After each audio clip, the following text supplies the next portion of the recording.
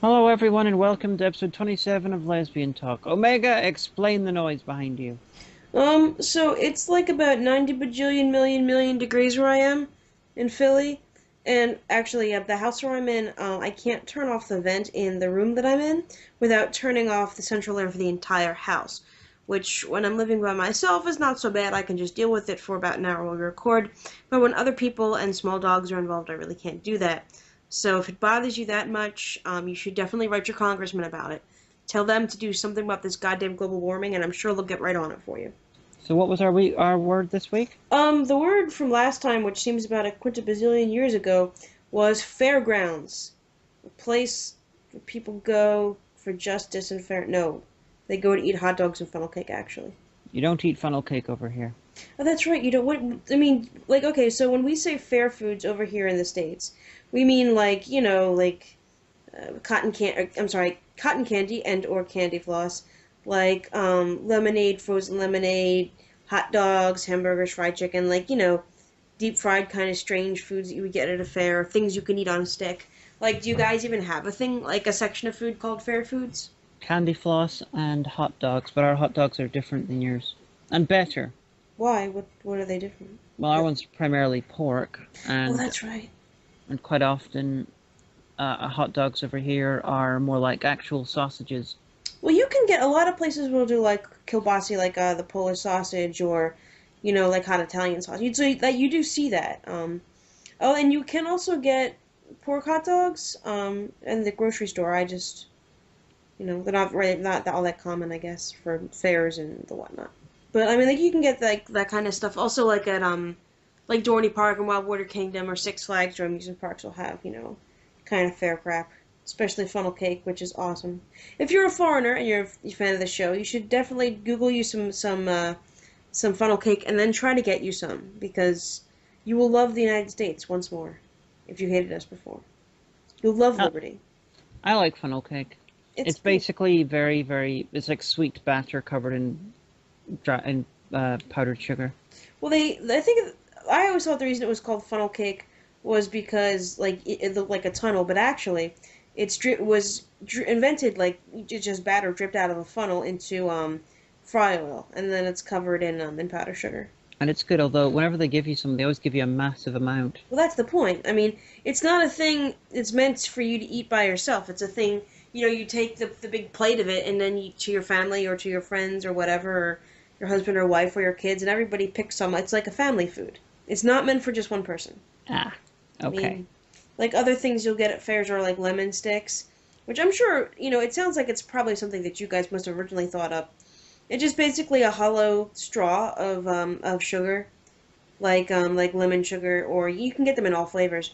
And then you stick it actually into the lemon, and you drink the juice from the lemon. But because it's eroding this sugar straw, the sugar comes off into the acidic lemon juice while it's eroding, so it's not sour when it gets to your lips. Fairly sure I've never come across that before. Really? We have toffee apples, which are basically the same as candy apples. Which are amazing. Yep, That's what happens here. I haven't been to enough fairs to be able to tell about any extra fair foods. You'd probably get like sausage rolls or something, and I have not been to that many theme parks or whatever, so my knowledge is small. Hmm. Well, we used to go to there was the Devon Horse Show in Devon, Pennsylvania, that we used to go to when I was a kid. And basically, Chester County is a lot of horse breeders live here, and because it's kind of a rural area, but not like a farm rural area, kind of like a wealthy rural area. Some parts of it, anyway. And so the Devon Horse Show would be, some competitive showing and stuff like that. But I got taken when I was a kid because it was also like, a little teeny fair for the kids, and there was pony rides and stuff. And then there was the St. David's Fair every autumn. That I don't know. I think yeah, St. David's Elementary, but I'm not sure if it was actually associated with the church or was just called that because it was a public school. I think. Anyway, I was only there for nursery school, but they had a fair every year, and you could win prizes such as little teeny plastic animals that looked like blown glass at the fair. I've never been to a state fair though, actually. I went to the 4th of July Food Fair in Chicago in 2008. How was that? There was lots of booths selling food. Imagine the food part of Pride, much bigger. Ooh. Well, I went to the Italian American Festival once at Penn's Landing with a friend of mine. That was kind of fun. There was lots of food again too. So The when it comes to parks and theme park stuff, my favorite is Alton Towers. The, oh yeah, you're always talking about it, and I want to know if Alton Brown is going to be there. No. Oh. Well, theoretically, maybe, I suppose, but unlikely. Oh. Their food, they have like, foot-long hot dog stuff. It's a bit like Disney World in that you can get like candy floss, but most eatery type places, are sort of self-contained. Okay. So kind of like I guess like Dorney Park on Wildwater Kingdom's kind of like that. I used to go every year in school. But it's I like it. I go there. I like to get a hot dog, and then at the start of the day, and then at the end of the day, get go to the Mexican place that's there, the Mexican Cantina, which is run by Old El Paso. So it's just Old El Paso stuff made by someone else. Like the company Old El Paso that makes the salsa? Yeah. That's really weird. Yeah, they run the Mexican eatery. It's like a cafe type thing. There's not many seats, so It's interesting to me. yep, they use just the Old El Paso stuff. But fairgrounds, they're really good places for horror movies for some reason. That's true. I think because it's like, that's the whole trope of the fairgrounds after dark. Because you don't know who's going to be lurking. Except you do, because it's usually Scooby-Doo, but But getting away from... And in Left 4 Dead 2, they had the fairground level was possibly the best level of Left 4 Dead 2. Oh. You got to go down a slide while killing zombies. I don't think I've ever done that in real life, so I guess I have to agree with you. And you had to get to to get to the end of the level, you had to turn on the security at the roller coaster to open the door, and then that attracted all the zombies. So then you had to run all the way around the track. It's a wooden roller coaster. You had to run past all the zombies and killing all of them to try and get to the end. Yay, zombies. That's fun. I know. But getting away from that, you were not at an amusement park this weekend. Where were you at, exactly? Brocon. And it might have been an amusement park. Do you know? Yeah, because I saw your vlog. Oh. I didn't mention any things, but it might have been. I also saw the pictures, and it looked like a college dorm. Yeah, it was. Okay. Yeah, I was at Brocon. It's my second year going. Basically it's an Irish anime and gaming convention, and Ganime if you will. Although Ganime could be the name of a Greek mythological convention. But I went there. Last year I was there with Spoonie. This year I was one of the main guests.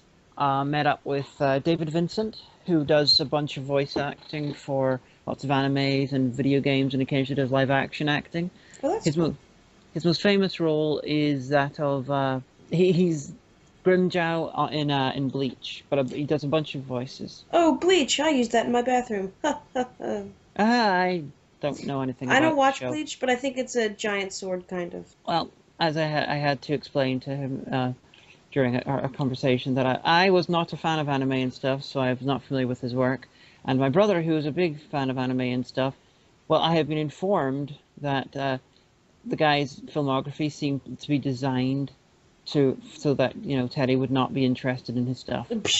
Oh, speaking of anime, I saw a really good series streaming on Netflix this weekend. It was called Le Chevalier d'Eon, and it's actually it's based on the French guy. Yeah, and it's really weird because there's it's a 24 episode series, and it stays relatively historically accurate to the main historical stuff that happened, but like I actually caught myself rooting for the French monarchy at points, and I was like, oh, that's not right. Yeah, it is. But you as a monarchist, I think you would enjoy, would find it interesting. French monarchy, every time they had it, it was pretty much fucked up. It was an absolute monarchy. This took place during the reign of Louis XV, so it was It was pre-revolutionary, but But I've read a biography of the Chevalier d'Eon, who I called them a guy earlier. That's not technically true. Their gender identity is a severe gray area. But well, actually, in the anime, it's because he has possessing his sister's soul, which I don't think happened in real life. But yeah, that what happened? They were a spy, and they did a bunch of stuff in Russia and in London, and then finally, they they were exiled to London, as it's a bit for like 20 years, and then as a way to go back, basically they convinced the French government that they were a woman, and therefore they shouldn't have been exiled for being someone they didn't care for, and so they were allowed to come back, but they were forced to sort of live as a woman for the rest of their lives, but also would continue to do like sword shows and stuff, and beat people in duels and stuff. So their gender identity is a little bit unknown. But the anime is awesome, so watch that. So what else? I hear tell that you might have filmed a few panels while you were at BroCon. I filmed some stuff, definitely. I definitely filmed some stuff. I got one thing which is going to be up by the time this episode goes up. It's so you can go and watch it, everyone. It's called Let's Watch Chirpy or something like that. I basically filmed some people watching Chirpy for the first time. So that's going to go up there. Then there is, I had like a half-hour panel where I basically stood in front of, a small audience, and did, Q&A type thing. It was very early in the first, on the Saturday morning. There wasn't many people there. It was quite odd. I got less people attending mine than the review group the next day around roughly the same time, who are much less well known than me. So what I think is it's possibly because they didn't actually really mention what was going to happen in the panel, so people didn't know to go there. Or there was also put opposite like cosplay and weapons and stuff, so that was possibly just bad luck on my part. But then later on, I did a panel, sort of a panel. I filmed my review for Sunset Heights, which is coming up at some point, and I filmed it for an audience. I let them have cameo parts, and I answered any questions they had, let them make suggestions for how I should act, and I sort of gave them a commentary of how we do things. So it was a little bit like recording an episode crossed with a panel. And what I'm thinking I'm going to do is take parts of my first panel, parts of the behind the scenes of the Sunset Heights ones, and edit it together into one video. Yay! I'm actually really interested to see the Let's Watch of Chirpy. Hopefully, it'll be up tonight, which for anyone listening to this was probably about a week and a half ago. So go back in time and watch it nowish, thenish, something like that. And if people like that, I might try to do this every so often when I go to like a con or something. Did you know that more people are killed in the world by coconuts than sharks? I read that on Cracked the other day. Yes. Okay, I wasn't looking at Cracked. Psh. But yeah, BroCon is fun. It's like 150, 200 people maybe. So it's like a much smaller version of MagFest. It's a mini MagFest. In in a small Irish city. They had wargaming, they had video games, they had screenings, they had panels and stuff. They had a bunch of like artisans and stuff there. They had this Swedish guy who specializes in leather work and blacksmithery. He was selling stuff. I bought a leather dice bag for Omega. There's people selling like artwork, which is quite usual. There's people selling like knitted things. So you could buy like knitted Pokemon, knitted like mushrooms from Mario, knitted TARDIS, things like that. There's people selling jewelry and the thing that where people put stick. I forget the name of these things. Remember the thing that Juario left in your room? Oh yeah, the little bead thingies. Yes, one of the people selling that. There was also people selling like merchandise for things, and there was someone who had a really good idea. It's called Dungeons and Donuts and Dragons. So it's nerd themed donuts, and I don't know if they're actual shop or just go to cons, but they were really good. So they had like, I can't remember the name of most of them. One of them was called the One Ring, which was like a chocolate donut, but they also had a lemon meringue donut, which they called Lemon Russ, and Warhammer 40k fans will be going like lol at that. They had Did they have a beholder donut? It could be a uh cruller. No, they could call it one the Dungeon Cruller. Oh. they could, but they didn't. They only had donuts. They ring donuts. They had there were donuts covered in hundreds and thousands, otherwise known as jimmies. Well, Otherwise some known as people call them sprinkles. sprinkles. Yeah, apparently only in my little area of Philly do we call them jimmies. So. They also had one that was covered like with coffee flavored syrup and like walnuts and stuff. And there was one which was okay. You've got strawberry shortcake on top of strawberry frosting, but with a Haribo gummy strawberry on it. What was it called? I can't remember the name of it. Sounds good though. I like strawberry. What I got one of them on the Saturday, and I came back on Sunday to get one before I left, and it was like, oh no, they only were there on Saturday. God damn it! You should have bought more donuts. Well, Nicola bought one. I bought one for David Vincent, and I bought one for myself. There was the cupcake woman was there. She's a fan of the show who is there every year making like cupcakes and brownies and lemonade. And I got a couple of free things from her, which was very nice. Thank you, cupcake lady. There was a guy selling armor. He had some Night Watch armor from Game of Thrones there.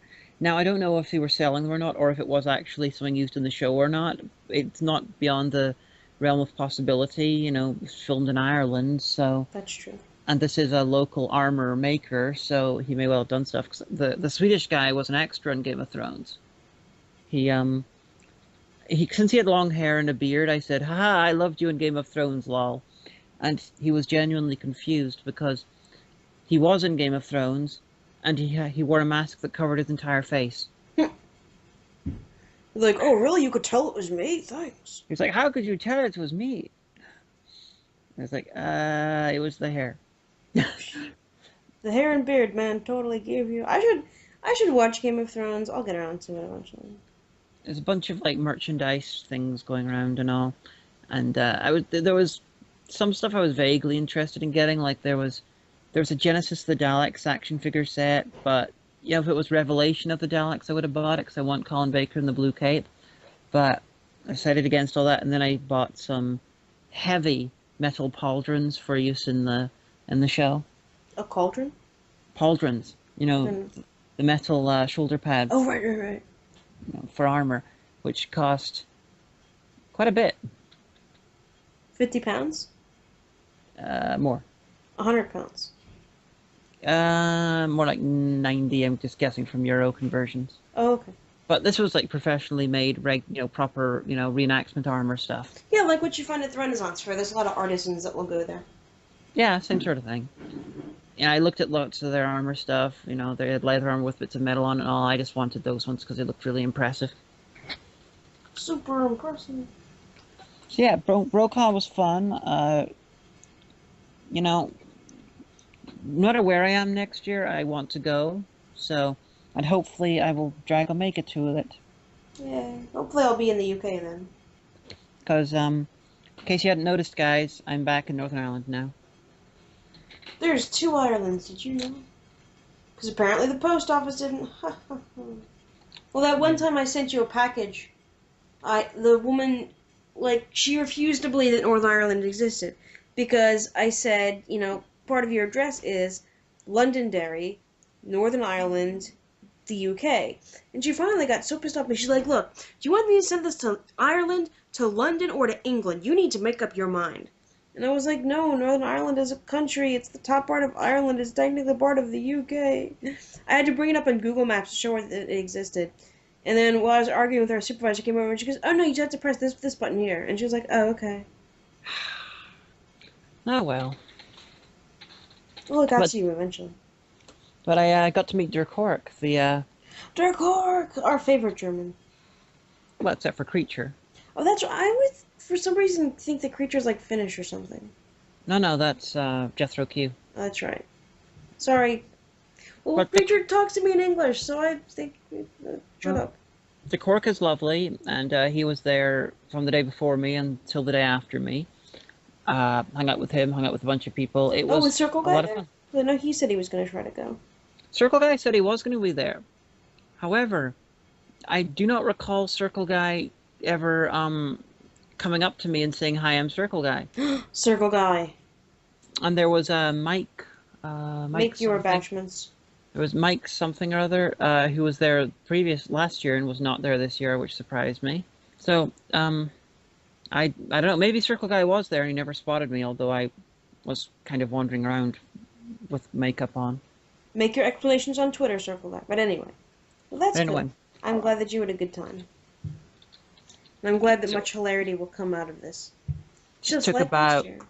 just took about yeah, I got a big episode. It's 20 pages, so it's going to be probably Moreau length. The At least I didn't have to film it. I mean, what? Yep. We were filming from about 5 till about 9:30.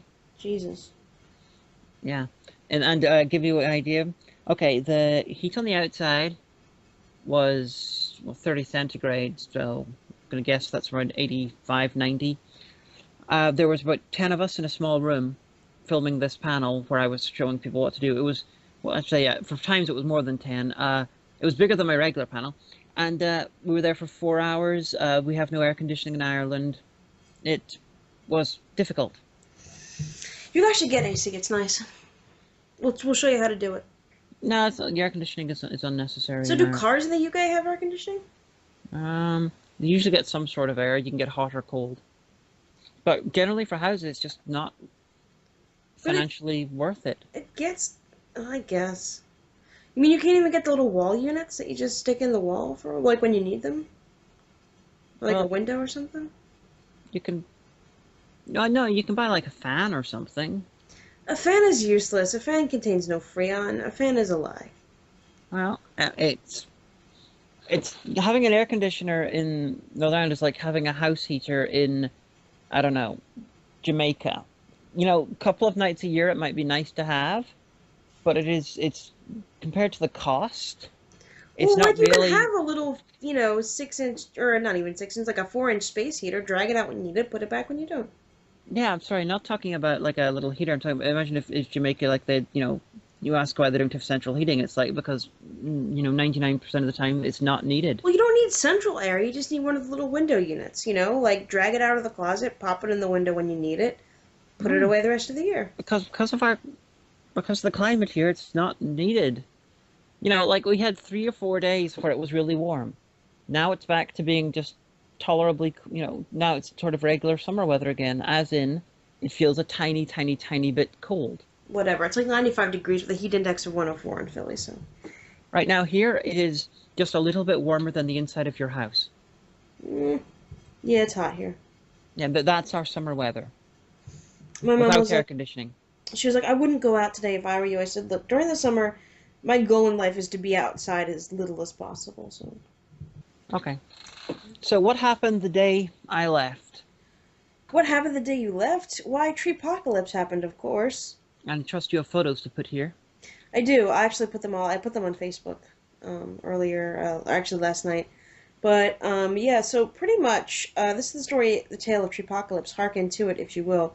That so Hagen was upstairs getting packed because later on in the day I was going to take her to the airport so she could catch a flight. Well, I actually had packed. I Oh, was watching a documentary about a roller coaster. well, there you go. So my parents, because I'm staying in their house until I move to the UK, they both work from home. They're psychologists, so they were on calls with care manager, and I was actually on the phone with my friend Sam as we were just shooting the shit. We might, hopefully hang out soon. And I heard this like incredible whoomph, and the room I was in kind of shook. And for a second, I thought, like, did someone fall down the stairs? And it's not loud. What the hell was that? And then, like, I saw that there was, like, a cloud of like, dust from the outside. Like, I looked out the window and a cloud of dust came up, and I actually thought to myself, did something just explode? And then, like, all hell broke loose because the dog started barking, and my mom's running downstairs, like, with the dog who's, like, barking. So Hagen comes running out outside. She goes, a tree fell down! And I opened the door, and, like, the world was tree. Yeah, I was the first one out. I sort of, my initial reaction to seeing it, that it had fallen, was rush outside to make sure that your house was okay. Not your house, your car, because the house was obviously in one piece. Yeah, the house was okay. It actually, a few more, like a meter or so over, and we would have had some serious structural damage to the house possibly, but it tore off a piece of the porch roof, and it tore the wires off the side of the house, but it missed my car by about 4 feet, which is good, Well, because it just, the main trunk did, but the yeah. branch could have done was closer, and it could have done just as much damage. That's true. So we just had this basically 100-foot tree, and everybody got off their respective phone calls, and we're just standing around looking at this. And then I realized that my car was basically blocked from getting out of the driveway, and I said, "How am I going to get Hagen to the airport?" And so I was like, "Oh, well, you can get a taxi to the train station and take the R5 into the city, and then take the R1 to the airport, and then you can come back and get a taxi back home, and it'll be 11 o'clock at night." And bear in mind, this was like 2 o'clock in the afternoon when this happened, and so we were floating various ideas and what we were going to do, and I called my friend Sam back, and I was like, "Can you come get us?" And he was like, "Maybe." And so finally, my dad got out his chainsaw, and with the neighbor's help, with a chainsaw and an axe, and your help actually, because I was Googling taxis at that time, everyone managed to clear enough branches away that I could get the car out. Yeah, you came out, and me, your dad, and your neighbor were like using saws and axes, chopping off a bunch of branches that were between your car and Freedom, which is possibly really, really stupid, considering any of those could have actually been holding it up. It wasn't, because it was kind of like lying on the other part of the hill. Yeah, but I just think because it was eaten through enough with whatever it was to actually fall over by itself. Oh yeah, we don't, like, it was a live tree, like it was alive and everything, but apparently it had bugs in it that no one knew about, and it rotted it through, the bugs in the rot. Yeah, see those with us cutting up the branches, the middle part could theoretically have broken as well. Yeah, that's possible, I guess.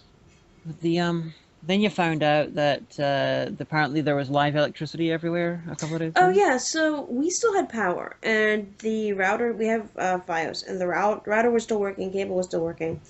So come the next day, so people come and they take away the tree, and that took most of the day. And then the electrician had to come, and he said that he couldn't do anything until the electric company came and turned off the electric, because we called the electric and told them about it, and they said, "Well, is your electricity out?" And we said, "No." And apparently the wires were cut, and the best thing that the electrician could figure out was that, because it had been it's that kind of summer where there's a thunderstorm every afternoon and it rains heavily, that the electricity was conducting itself through the yard and completing the circuit, and which is kind of scary, actually. And yeah. then they wouldn't come out, Pico wouldn't, because they were like, "Well, it's not really an emergency." And we're like, "There's a live wire on the ground." Like, "Well, you didn't say that, you said you had power." And it was a huge ordeal, and so finally the electrician just shut the power off.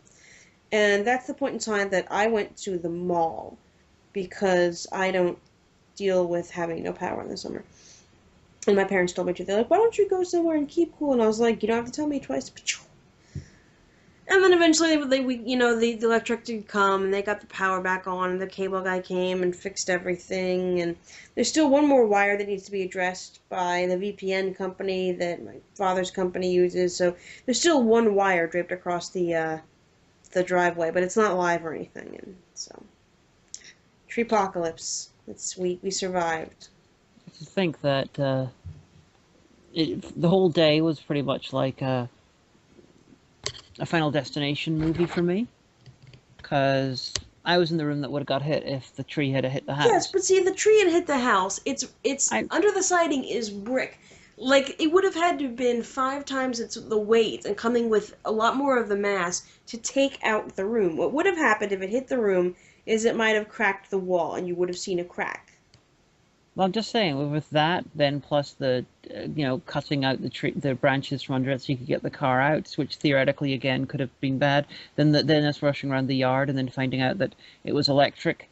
And then, yeah, and I was walking around in socks. And then I flew back across the Atlantic. So it's like, I was doing massive amounts of cosmic fuck yous to death that At day. least we didn't get food from Taco Bell before that, because that would have been bad. Lol. But yeah, so that's the story of Treepocalypse.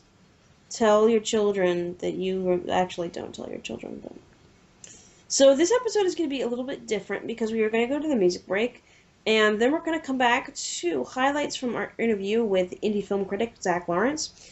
We're not going to have a Giovanni's Trivia, and I'll probably pay for that next week. I'm sure he'll be very annoyed. Or one time at the store. We are going to come back to do the word with you. But first, honey, will you introduce our musical guest this week? Yeah, this is a piece by some jerk with a camera, otherwise known as Tony Goldmark. Otherwise, that's his actual name. Yes. He records a bunch of under a bunch of different pseudonyms in his songs. We're just going to call him by Tony Goldmark and Some Jerk with a Camera. You can see his videos on Blip under Some Jerk with a Camera. I didn't know he had all this musical talent, because you let me listen to one of his songs. I was like, really? That's Some Jerk? I didn't know. Yeah, he's phenomenally talented. We're not sure what song we're going to play at this moment, but it'll be one of them, and they're all very, very good. So. And isn't Jacula in a few of them? Jacula's in at least one, yeah. Well, there you go. So we have with us our first Reviewerverse interviewee, Mr. ZACK Lawrence from Indie Christian Review. Introduce yourself. Hello there, I'm ZACK Lawrence of Indie Christian Review, like you said. I do reviews of Christian movies, but I like them, and I review the ones that I like, and unless it's an end times movie, in that case, I let them have it. Yes, we could totally do an entire episode of this just talking about end times movies, because you hate them and I think they're amazing. But Megan could sit in the background just going, I really don't give a shit. No, I've always said that it's a good concept if you do it right. Like, I would want, like, the problem with the Rapture movies that we watch is I want to rewrite it and make it better. Like, this is, you're doing it wrong. We'll just fix that. But, Zach, could you give an overview of Unidentified? Sure. Yeah, Unidentified is a movie about a reporter at a magazine called Both Sides, where they try to be fair and balanced journalism. And they start covering these UFO abduction stories. And he's partnered with a guy who's completely skeptical and thinks it's all one big con and someone's trying to make money off of the whole thing. And our lead character, whose name escapes me at the moment, he is more of a skeptic. He's kind of a passive Christian, and so he kind of comes in a bit more open-minded, but he's still, along the way, has a crisis of faith as he's presented with these possibilities of, oh, perhaps UFOs are actually spiritual in nature, and it's not little green men. And so yeah, it's another fun one. This one is probably more so than Time Changer, I would say, where they're trying to present, hey, here's this really cool idea we've heard about. Let's make a movie about it and tell the audience this neat theory about what could possibly be behind UFOs. Yeah, it was. I knew going in it was a Christian movie, obviously, because. Well, I knew too because you told me. Well, yeah, but based on the cover of the DVD and things, it's not readily apparent. So it is a little bit like half an hour in, suddenly Christian, which. I'd honestly love to see it with a completely secular audience who don't know it's Christian. That would be really, really fun to watch. It would. You could tape it and put it on They'd get confused as hell. Well, I had a few issues with the film, and one of them was that, the actor was like, I'm totally not Australian, I'm from Texas. And we're like, no, you totally are Australian, mate. Yeah, the atheist who was Australian, this is just for the audience, Omega wasn't kidding. This guy complains about the U.S. government as though he's an American citizen or natural-born American citizen. He's got the most thick Australian accent ever. It's just, so just own up to it. There is a line where they reference that, actually. They're kind of a throwaway line where the main character's talking to his wife, played by Christian singer Rebecca St. James, and he refers to him as our friend from down under. Oh, okay. Oh, they did. We missed that. Yeah. We spent when we were watching it, we did spend the first third of the movie. Every single time he said anything, we were all like, "Struth, mate, I'm from Georgia." Reminds me of that time I was in the Bronx. But I thought that it had a good concept. I was like, all right, okay, demonic space aliens, I can deal with that. Or, I mean, you always hear people talk about it was ancient aliens, but then in the Bible they describe a whole bunch of different kinds of angels as looking as wheels of fire in the sky. I'm like, okay, Yeah, all right, I can go with that. it was a really good concept. But the part where it lost me was the part where this could have been done so much better, and I think it was the script that was the problem. Because, we had this completely, all right, so you have this magazine and they tell both sides. That's great. But I don't understand why in contemporary America, where supposedly this film was shot, their boss did not bring them both in and be like, look, okay, you guys are acting totally inappropriately for the workplace. You need to stop evangelizing. We need to explain to the audience why they're being brought in, honey. Oh, well, they're basically like, both of these guys are kind of behaving like jerks. Like the atheist is, he'll, once he knows that, the guy that his coworker is, a very serious evangelical Christian, he's always bugging him about it, and he's always kind of being a jerk in meetings about it. And, but then again, the guy that's, the Christian is also being inappropriate, like they're questioning a witness, and he brings that up. And if I was their boss, I would say, look, you guys both need to chill. You need to be a cohesive part of this team. So you stop antagonizing him, and the other way around. And we're going to get our HR department in your asses. Yeah, I'm like, because you know what? You could still have conflict in the movie without that, because obviously they're diametrically opposed. I wish the supernatural element would have gone somewhere. And then at the end, like, oh no, it's the rapture. And he's like, oh shit, the rapture. And then they're like, oh no, we were fooling. And he's like, oh. I love the ending of Unidentified. It's great. It's one of my favorite moments in Christian movies. But it was so lame because you never found out anything about this. There was no supernatural payoff. And I was like, okay, there have to be good scriptwriters out there who are Christian and want to write good scripts. And we had this whole argument all the way out to the barbecue place. And I said, well, why wouldn't you want to try your hardest and, give a really good script that's not bad? Because go with me on this, because, if you're trying to evangelize. Thank you. Even if it's to people who you already have, who already believe, it's still a really important message that you're trying to convey. And I don't know, I think it made it really weak. And if I had it to fix or to redo, I would have had something like, they were totally going to prank this guy. Yeah, we'll say it's the rapture when he gets back from getting donuts. And then something unexpected happens. Like, for example, there's a building collapse at the end of the block. So they're running around like, oh no, it's the rapture, wink, wink, nudge, nudge. And he's like, really? And then all of a sudden, their generator cuts out. And they feel, the building rumbling because there's, a minor disaster happening nearby. And they're like, oh my gosh, it really is the rapture. And, the guy who was so smug, which is totally not, as I recall, anyone being smug in the Bible, would be like, oh, I was so smug, but actually I'm so prideful. I really am a sinner. And then he's like, really? And then he'd be like, yeah, we were trying to prank you, but it looks like it really is the rapture. And everyone's like, oh. And the fireman's like, come on, everyone, you have to get out of here. And they're like, oh, it wasn't really the rapture, but now we have a lot to think about. Amen. The end. That doesn't make much sense to anyone who's not seen the review. So, honey, remind me to get you drunk and make you record something, just a rant about Unidentified and put it on the internet. That'd be hilarious. No, because it's a savable plot, but you have to just think a little bit, The end. I realize that's a hard act to follow, Zach. Yeah, I guess all I can say is just to try to maybe defend us a little bit.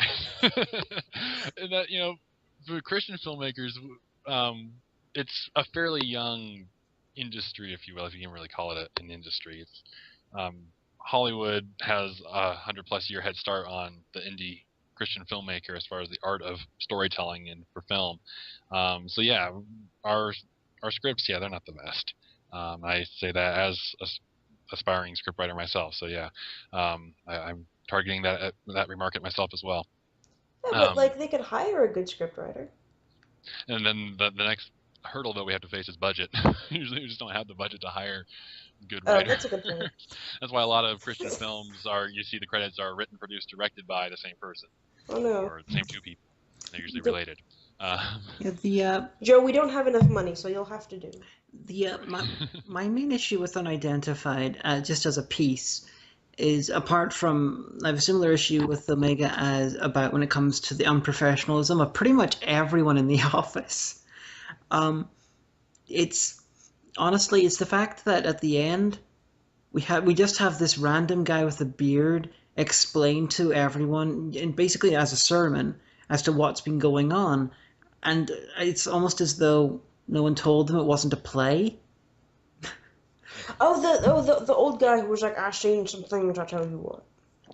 I was really hoping that he had made first contact with the aliens, and he had some really awesome to say. Then he's like, "There's going to be the end times at some point. I got to go." I was like, "Oh, well." It's I was paraphrasing, obviously, but yeah.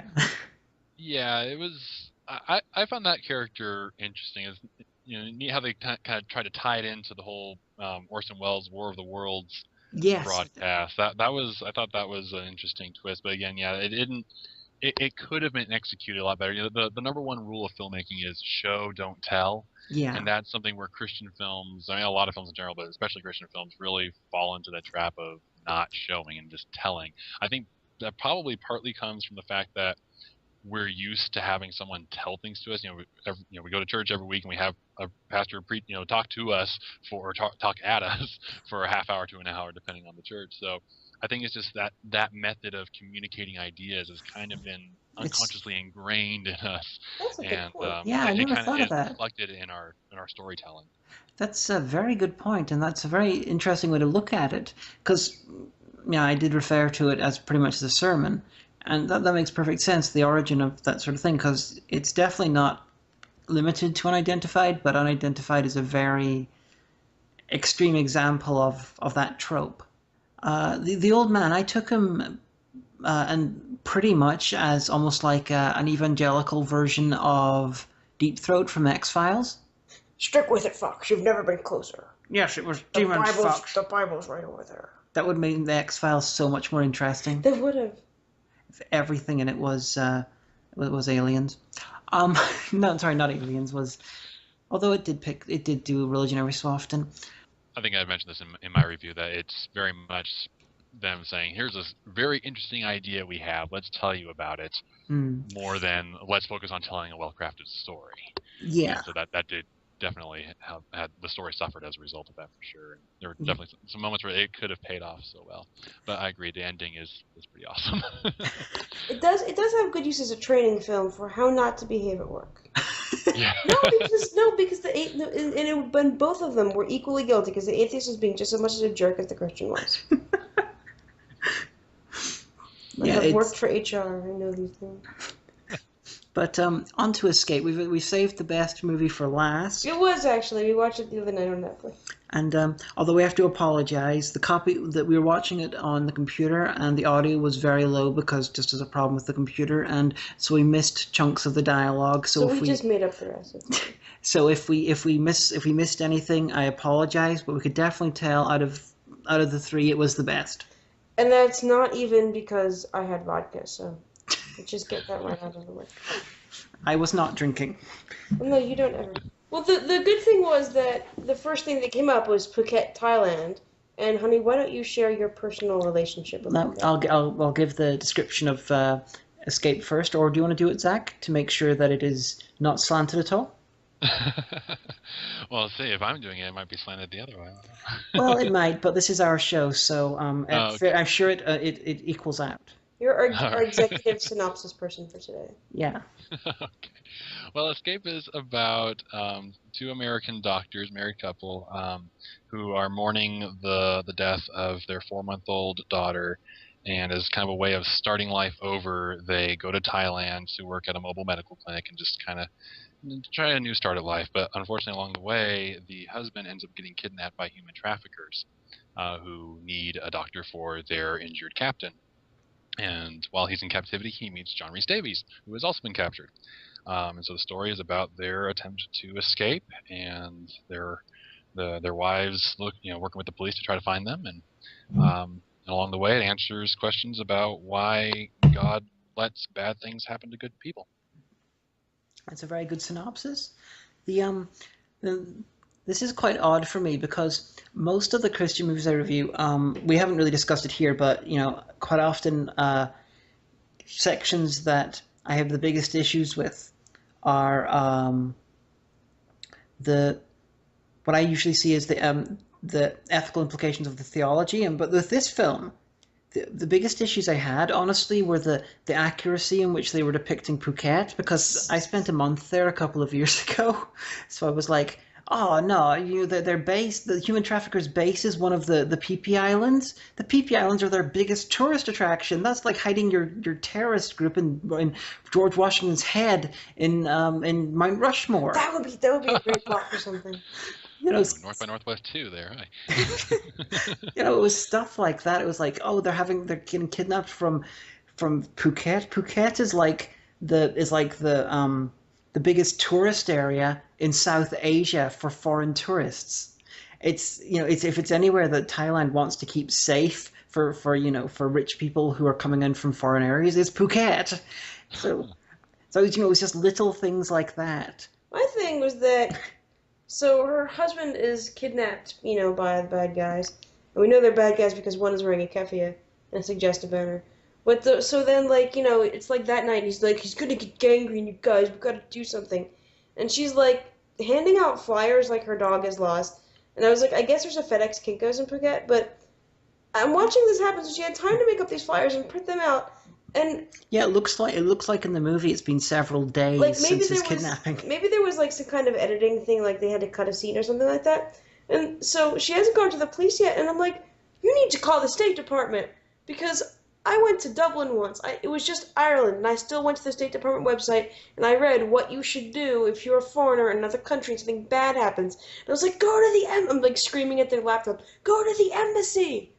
They'll find him! Yeah, and then she finally goes to the police about 10 minutes later. Go to your embassy! Why did you get pictures drawn up, and how did you get them translated into Thai so people would understand they were saying, this is my husband? Maybe the doctor helped her. Where'd they get the photo of the husband to do all that? Well, she could have had that in her wallet. Honestly, with her seeing her logic and how she dealt with her husband's disappearance, which I understand you can do silly things once you're panicked, but... Maybe she has PTSD because of grief. Maybe, but I'm going to be a bit cruel here, but I'm thinking that she possibly smothered her baby while thinking she was putting a blanket on it or something. That's terrible! I'm thinking she wasn't very good at doing things, generally. Well, I think the baby died of SIDS, is what I think. Well, probably. That was probably the intention, but I think she was just really stupid. Anyone, audience listening, if you are in trouble in another country, and it's not because you did something stupid, it's because you're actually in trouble, go to your embassy, tell the State Department, as long as it's not your fault, they will try to get you out of there. And they might even send Bill Clinton or something. And I'm not entirely sure if there is an American embassy in Thailand, but in Phuket, but I think there is, because when I was over there, I accidentally came across the Irish one, and it was in a shack by a road, by an orchid farm. It was really weird. Was it near a pub? No, unfortunately not. Oh, no. But, yeah, this one, the way that things were done, it was definitely much more organic. Yeah, there wasn't hold on a second while I turn to the audience and tell them everything. Yeah, the way that the discussions were handled, that was it was interesting. It was good. It would, honestly, big chunks of it would work much better as a play than a film. It was, because it was quite stationary in that way. The biggest issue with the theological part that I have is that they didn't quite they had the courage to do it to not have like a sermon, to do it in a subtle way, but then at the end they didn't have the courage to go all the way and have it open-ended as to whether C. Thomas Howell became a Christian or not. Yeah, again, I think that's probably a casualty of the know your audience syndrome with Christian films. They like neat packages, I'm afraid, but yeah, no, that was. I agree. It would have been great if they had left maybe a bit more open ended. I mean, I did think that they had enough courage to actually, spoiler warning, someone dies. I won't say who. But the fact that they actually let that happen, a classic Christian movie stereotype, everyone would have been fine. No one would have died except the bad guys, maybe, or they may have. Or if they got guillotined in like a VR simulation by a gibbering idiot called Franco Macaluso. Well, he did the classic "Why no?" and fell on his knees. That was great. I appreciated that a lot. It really was a Darth Vader quality. No. But the actual death, I'm not going to say who died, but the way it was handled, that was the biggest directorial fuck up of the entire film, because the way it was shot, it was like suddenly, guys on the rock, guys got a gun aimed at him, then suddenly, oh no, someone else is there, shot, someone else is shot, but they're shot, and the way it's represented is they sort of walk sideways over a rock a little bit. This looks like they're like, oh, I'm going over here now. Look, oh, there's donuts, and then suddenly a guy's falling off a waterfall in a really, really, really badly composited shot. Yeah, that was a bit weak. And then there was, as they're giving the little dying speech, I did notice after the death, it cuts to the reverse shot, and the guy's still moving. Because you can tell that the way they trimmed it together, his reactions were not quite in the timing that they wanted, and That's so wonderful. I missed such that. a post-death lip sync issues. It was Here's a really question. subtle. I only saw it because I've run into those problems myself. So Oh yeah. it happens, but it's kind of funny to see that. It kind of just jolted me out of the moment just a little. Well, here's a question that we had, and we couldn't tell because the audio was really low. So we just decided it was the way. Were the human traffickers meant to be Muslim, or were they just kind of hanging out? Because the girl. Yeah, I don't think it really said either way. I think it was just how Well, they were dressed. the assumption was, apart from the kafirs, it was the woman in the niqab, and the fact that Islam is the second largest religion in Thailand. Yeah, but you knew that, but the audience might not know that. Well, that's true. But this is just us two. So there's no mention at all what they were, No. because of the audio issue. We missed I know that they were human traffickers because honestly, I saw your review that was missed by us in the audio problem. The how blatant was that? Because as far as we could tell, they weren't doing much trafficking. I thought they were just kind of like pirates, like running around and sticking up tourists. Yeah, when C. Thomas Howell first meets John Rhys Davies in the cage, he's kind of he asks him, who are these people? And John Rhys Davies says, at first I thought they were just pirates, but I've seen them talking about, cargo, and so I'm assuming they're human traffickers. Oh. And they just kind of say, we assume that's who these people are. We don't know for sure. And then he goes on to say how they're not the brightest group of the bunch, and they're obviously not the ones in charge. They're just the delivery people. Well, yes, their base is not very far from James Bond Island, where they filmed The Man with the Golden Gun, which is the other biggest tourist attraction in Phuket.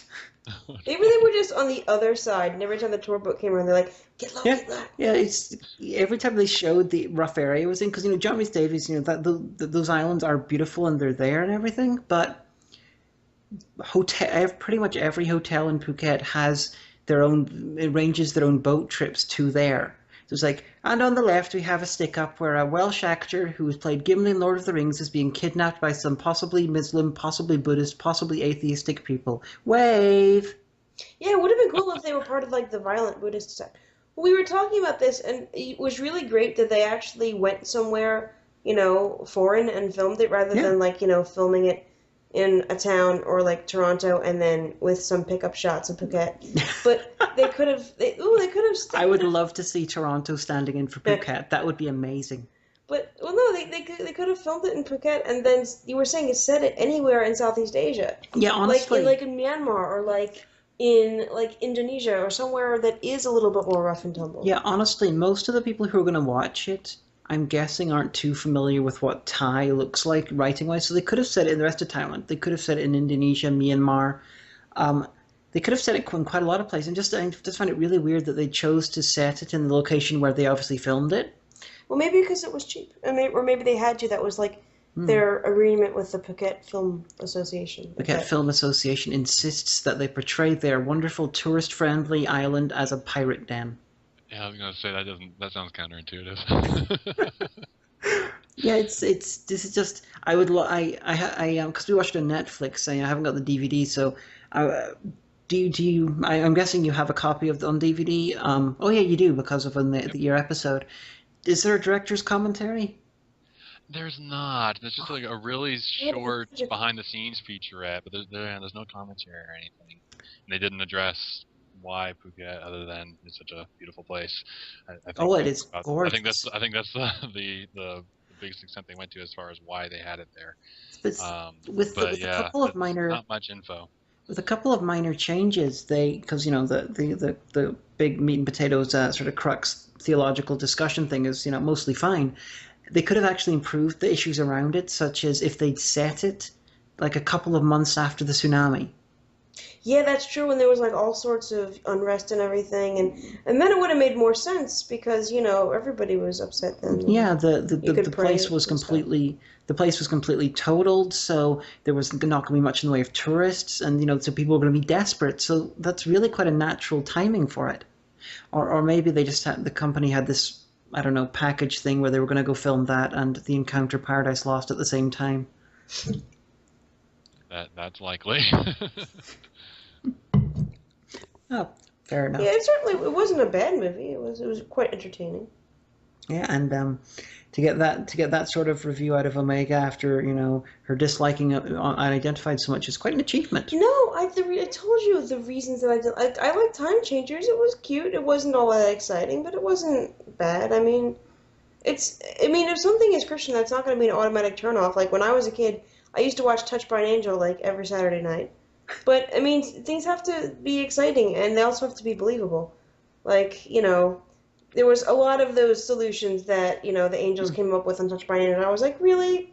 I think God would have given you a better skill set, but all right.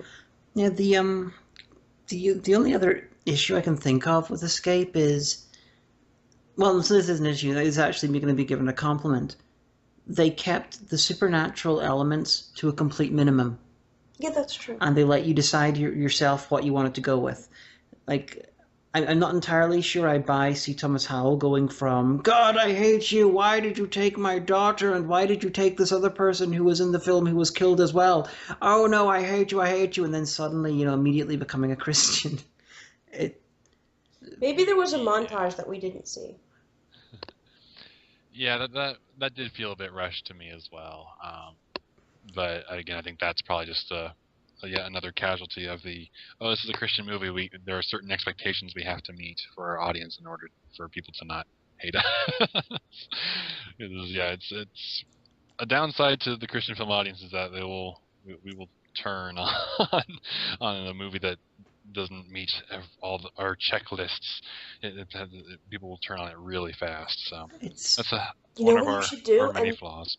If you do this, and then you will be famous, like all through the Christian film industry, is if you have it, like how in a movie a guy meets a girl, and then there's a montage of like all of their afternoon dates together, and like the passage of time. You should have the faith montage, and you could say, no, I'm being very serious here. They showed that in the intro to Bible Man. But this would be serious. And, you could have, choose some kind of, 80s Christian rock to put behind it. And, I mean, it wouldn't be, lifting weights or anything like that, because the Bible's not very heavy, but still. And then you become known for that. Be like, it's that guy. He invented the faith montage. Oh. I wish I could do that, but I personally don't care for the whole put Christian CCM music behind the montage style. I think it's overdone, actually. You could use regular metal, but I think that might go poorly. Well, you could use, I don't know, something that doesn't sound very Christian, like Striper or Living Sacrifice. I haven't listened to that. I'm actually more of a Celtic music person. I don't usually listen to modern or to much Christian music. I'm weird like that. Yeah, fair enough. Zach, is there anything that you would like to plug? Where can people see your videos? Well, you can go to my website, indychristianreview.com, INDY christianreview.com. That's for all my episodes, and I have some written reviews on there as well. I also do independent film. I make my own Christian movies, which I've actually gotten some flack for, saying, "Hey, you can't review movies and make your own." But I don't know. I think that makes me more qualified because I can, I look at films from a filmmaker's perspective. So I don't know. Maybe that makes me great on a curve because I can see where their lack of budget, and I can sympathize with their plight and how that affects the storytelling. But it's like Ed Glazer does that. Yeah. Brad Jones does that. Porn Critic. Yeah, he does that. Yeah, the Porn Critic. I'm guessing you haven't seen his stuff, but his day job is he's a professional porn director, and he reviews porn movies on the internet for fun. Like you do. But anyway, yeah. So my film work can be seen at my company website, standingsunproductions.com. That's standing SUN productions.com. And actually just wrapped production on a feature film called In His Steps, which is based on the book where What Would Jesus Do comes from. We did a modern day adaptation of that. We're in post production for that right now. And if you go to inhisstepsmovie.com, you can see we actually released the first half as a web series and then decided to make it a feature instead. So you can see got some footage online already. So more info about that project there, and we're actually trying to raise money for post-production. There's a donate button, but you don't have to click it if you don't want to. It won't hurt my feelings. That's all the plugging I'll do. Yeah, and guys, just from my point of view, I find Zach's videos on Blip to be absolutely fascinating because, I don't know, it's partly to do with your presentation because you're so happy and enthusiastic, and the videos are so short. And honestly, I know you mentioned when we were talking on Skype beforehand that you're a fan of Linkara. Even before, whenever I saw your videos, the only thing I could use to describe you was basically a Christian media version of Linkara, because you've got like the review and you've got the fedora, but then suddenly you've got these like story elements which completely take over.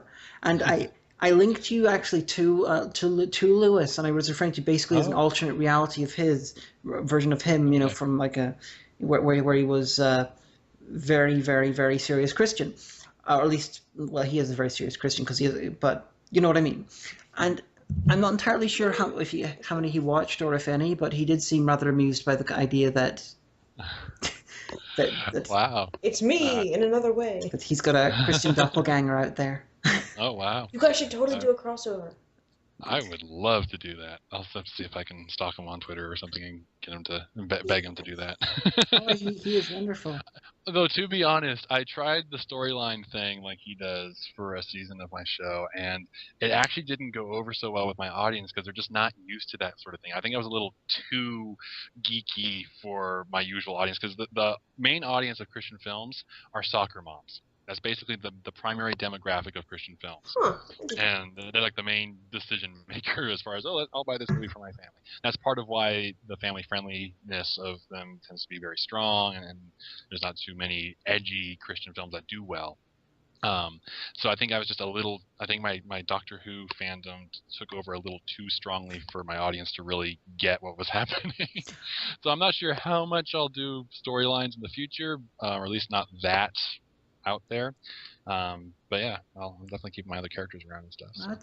The fact that you're sort of semi-retired, that's a bit disappointing to me because honestly I haven't watched all your reviews and I haven't watched them in order, so I was pretty much looking through it for ones I'd seen or that sounded interesting based on the name, and so it was like story no story. I didn't really notice there was a correlation between time, and it's like, oh, that's unfortunate.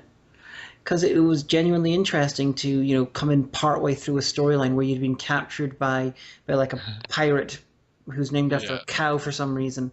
The bandana he wears is that cow print thing. So in my drawing from my infinite source of creativity, I call him Cowhead. Yeah, not one of my finer named characters, but works. He's not meant to be taken seriously anyway. So well, if and when you have like a cross between him. Uncle, the guy with the metal nose, I can't remember his name, Uncle something with the... Uncle Bob, and the storyteller, you got to do some bit where you lampshade the fact that all of you look identical. I have toyed with that idea, actually. In fact, I even have a Doctor Who, a fanon doctor that will pop up from time to time, and he looks just like me too, so I'm trying to come up with a way to poke fun at that, because I'm well aware of that issue. It's the sort of thing that I wish someone would do that, because in my story, my two main characters I play, there's a reason they look similar, and it's quite actually horrible and horrifying, but I'm not going to mention it because it's going to be a spoiler for some time, but it would be really quite funny. But would that be the reason? Yes, possibly. Bum, dum, dum. But I think we're just about wrapping up. I'm sure I'll think of something just after we wrap that I will have wished that we would mention. Anyway, guys, check out Zack's stuff. It's really quite interesting, and who knows, at some point maybe we'll manage to get a crossover or something going. I would definitely be open to that for sure. Wasn't that interesting, also holy? But it's that time of the episode where we get out the Oxford American Dictionary. It migrated to its new home in Pennsylvania. And what page should I turn to today? 69. Alright. 61, 60. Alright, 1 or 2. Number 2. Okay. Out of 25. God damn it. Delay went for 69 and then number 2 just to be juvenile. I can't think of anything I could use for 1 to 25. Psh. 19. Alright, hold on. Well, Bonze. Bonze. A Japanese or Chinese Buddhist priest. I talk about Buddhism, use that as a springboard to talk about religion or something. Yeah. Well, it's not bad because you almost got to be juvenile because 2 down is boob. So there you go. Oh dear. You were so close. Yes. One up was bony. You could have been bony, more like boner-y, I guess. So that's been Lesbian Talk episode 27. I have been the Omega, and who have you been this week? I have been exciting under the sheets. Well then. Wait a minute, you're in another country. That doesn't count. I'm always in another country. No, To someone. that's true.